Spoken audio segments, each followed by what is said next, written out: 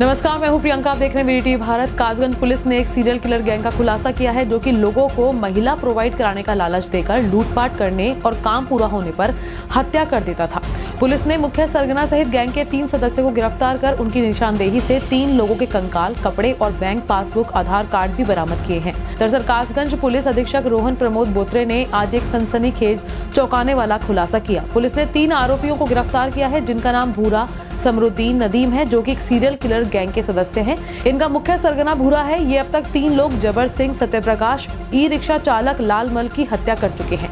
ये तीनों हत्याएं बड़ी अजीब तरीके से और अंदाज में की गई हैं। बताया यह भी जा रहा है कि भूरा पहले भोले भाले लोगों को फंसाकर जंगल में ले जाकर खुद से कुकर्म कराने के लिए दबाव बनाता था। जो नहीं करता था उसकी हत्या कर देता था। फिलहाल तीनों से पूछताछ के बाद जेल भेज दिया जाएगा। एसपी ने खुलासा करने वाली टीम को 25,000 रुपए से पुरस्कृत करने की घोषणा की है।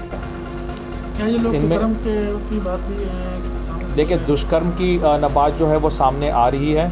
इसकी पुष्टि अभी और डिटेल में इंटरोगेशन के न बात जो है वो पता की जाएगी, कराई जाएगी। इसमें बहुत सारे एविडेंस हम लोगों को तीनों केसेस के संबंध में मिले हैं। कुछ ब्लैंकेट्स, बैग, आईडीज़ वगैरह इत्यादि सारी चीज़ें पुलिस को प्राप्त हुई है।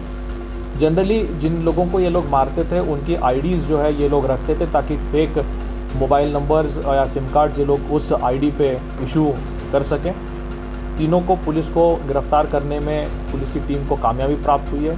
इसके लिए 25,000 रुपीज़ का इनाम मेरी तरफ से मेरी टीम को मैं दूंगा। सर, अब तक HIV पॉजिटिव है?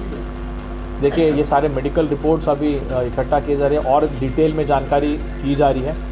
ऐसे अन्य केसेस अगर इन लोगों ने कारित किए हो या अन्य घटना इन लोगों ने कारित की हो, इसके बारे में भी हम लोगों द्वारा डिटेल में इससे और सघनतापूर्वक पूछताछ की जा रही है।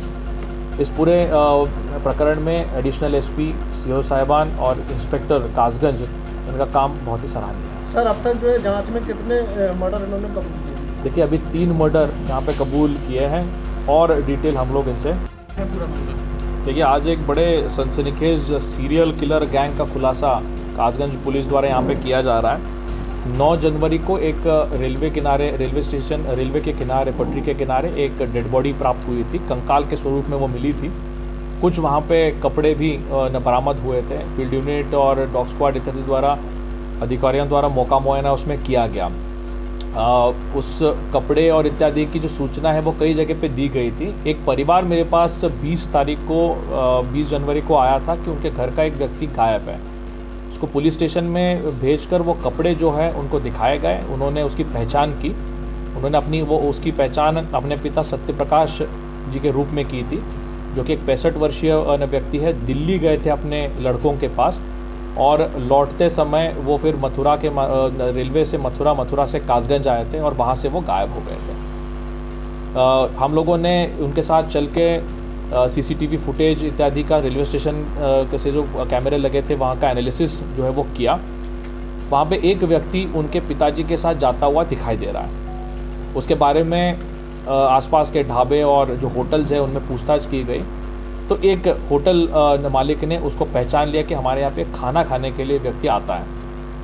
इसमें हम लोगों ने सादे में पुलिस कर्मियों को लगा के बाद में जब वो आया तो उसकी गिरफ्तारी पुलिस को करने में कामयाबी प्राप्त हुई। उसके साथ उससे जब कठोरता से पूछताछ की गई, उसने अपने 2 अन्य साथियों का नाम लिया, जिसका नाम जिनके तीनों के नाम मैं आपको पढ़ के सुनाता हूँ। एक का नाम भूरा पुत्र हमीद है, समरुद्दीन और तीसरा नदीम। तीनों रहने वाले सुनगढ़ी के हैं।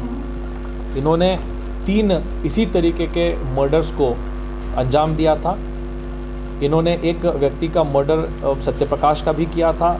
दूसरा एक व्यक्ति जो 22 अक्टूबर 2021 को कासगंज बस अड्डे पे उतरा था, उसका भी इन्होंने इसी तरीके से रेलवे के किनारे, पटरी के किनारे जाके उसका मर्डर किया।